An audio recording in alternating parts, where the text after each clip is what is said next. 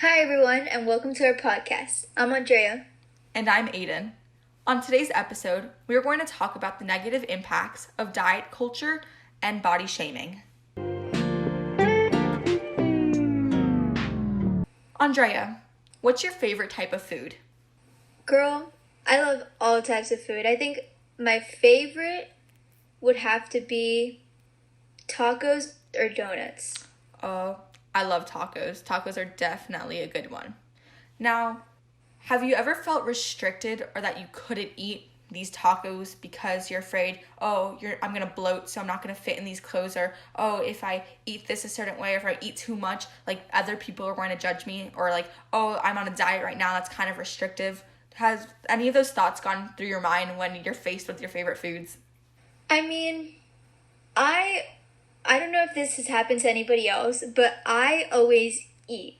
But then after, I feel guilty. Like, that's kind of how it happens with me. Like, I never say, like, I can't eat it. If I want to eat something, I'll eat it. But then after, that's when I feel guilty about myself. When I see myself in the mirror. I'm kind of the same way because, like, let's say I'm like, ooh, I really want chocolate, or is that a brownie I see? Let me go eat that brownie. And I'll eat it and not care. And then once I finish it and have that, like, chocolate aftertaste, I'm kind of like, wait, why did I eat that? Like, now I'm going to gain weight for something, even though I'm not going to gain as much weight as I originally thought I was going to gain. And I think the reason why we feel guilty after eating our favorite foods is because of diet culture and body shaming. And I truly think that's something that a lot of females and males are afraid of facing. This is definitely one of, like, my favorite topics to talk about because I've done a lot of research and I've written a lot of essays in school for this.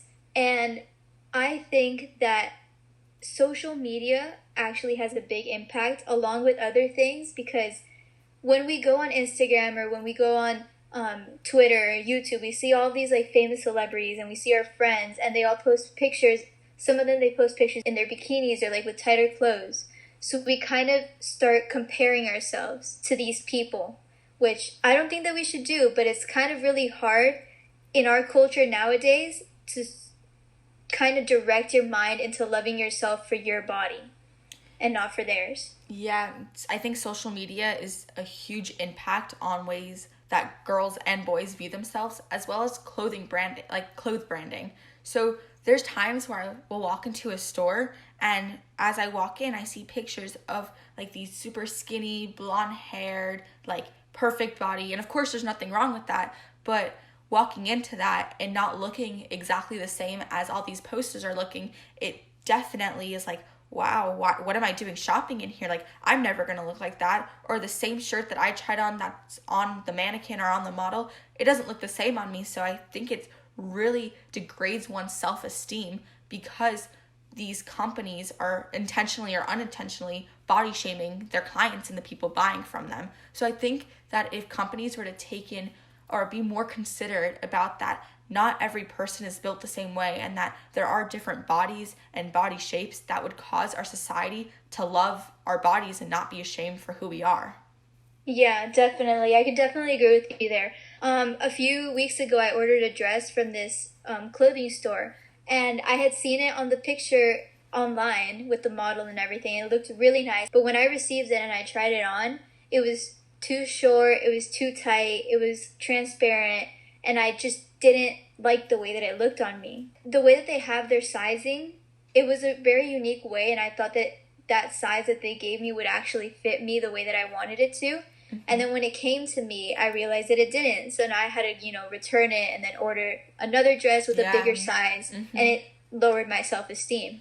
Yeah, and I think when one has to size up because their normal sizing doesn't fit them, it definitely causes them to think less of themselves. And then because they think less of themselves and because they want to fit into that style or that size that they normally are, it can cause different types of eating disorders. It causes a misconception in food and food intake, because at the end of the day, food is good for you. Food fuels you, but we end up eating less or not eating the proper amount of nutrition because we want to be that size 2 or because we want to be that size 4 and stick to what we normally are, because our society as a whole has deemed it wrong to have to size up or size down. Yeah, to piggyback off of what you just said, sizing, I feel like this culture nowadays, it's it's deemed wrong to, size up and not be a size 2. And it's even wrong to be a size 00. It has to be like perfectly in the middle. It's wrong to be too skinny or, too thick or too fat. And like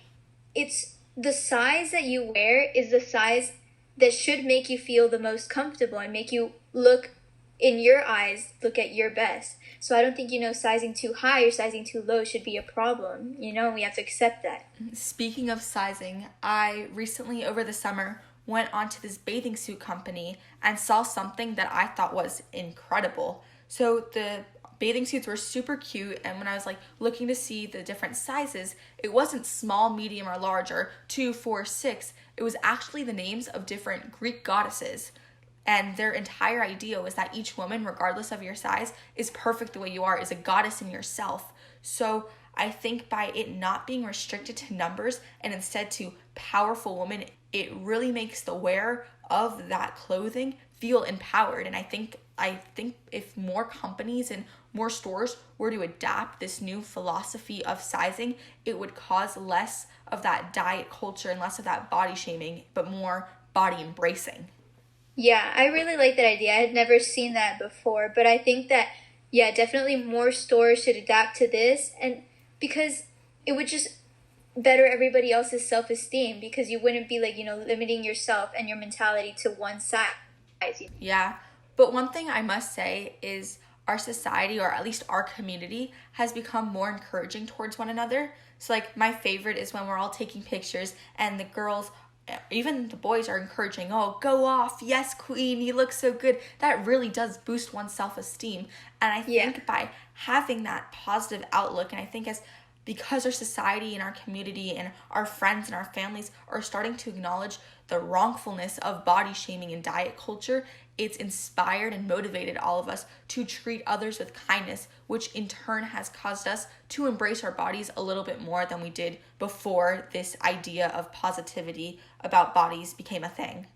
I feel like that idea has actually definitely made everybody feel better, but I feel like the culture has still stayed in some other people's mentalities, like for guys, yes, a lot of guys joke around with their friends and say like they body shame a girl or they compliment a girl based on her body, but it doesn't make them feel better.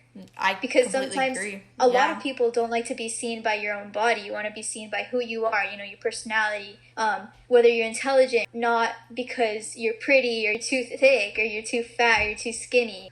I think that as a society, we have come a far way, and we have come farther than we were in the past, and that we have improved.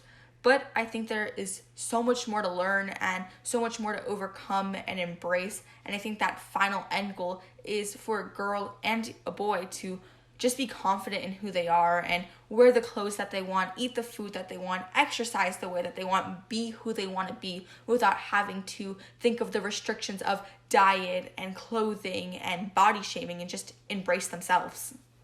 Yeah, I completely agree with you. I think that a lot of ways that we could better ourselves is by, start by loving ourselves. Mm-hmm. Start by not going on social media so much, or try not comparing yourself to like other people or other celebrities because of your body. Another thing that you could try to do is like do what you love. Like if you like to eat, then eat. If you like to work out, like do whatever makes you happy, and that will create a happier mentality, and it'll create more self-love for yourself. Mm-hmm. I think honestly just being positive and being truly who you are and embracing yourself will give you the results. If it's to gain more weight, lose more weight, or stay exactly how you are, or just be who you are, I think that will get you to your end goal.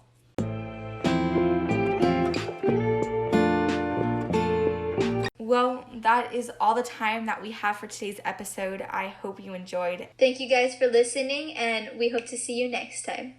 Bye. Bye.